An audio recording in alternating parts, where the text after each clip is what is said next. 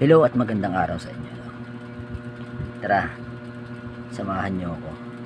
Panoorin natin to nang nasa T3 ako kung paano ang pagmamarshal sa aircraft. Alright, let's go! Hello at magandang araw sa inyo, no?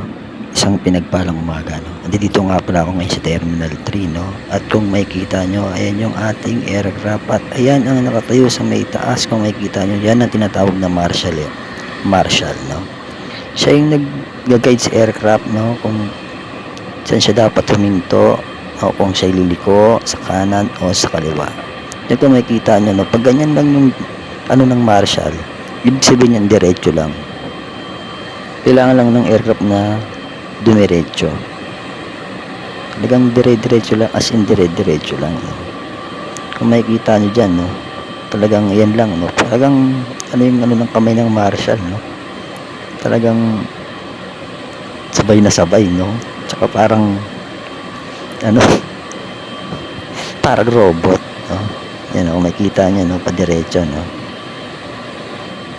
Yan, dire-diretso lang. Pero yun guwit, kung hanggang saan ang hangganan lang ng aircraft. Yan, pinapabagal niya na. Pagka ganyan na, magpambagal na yung kamay ng marshal. Pahinto na yan. Ibig sabihin, malapit na yan. Ayan na, tinaas siya ng ganyan. No, at pag kinuros niya yan, dalawang hawak niyang 1. Ang tawag niyan eh, 1. Yan, stop na. Diba? Ito nyo, huminto na.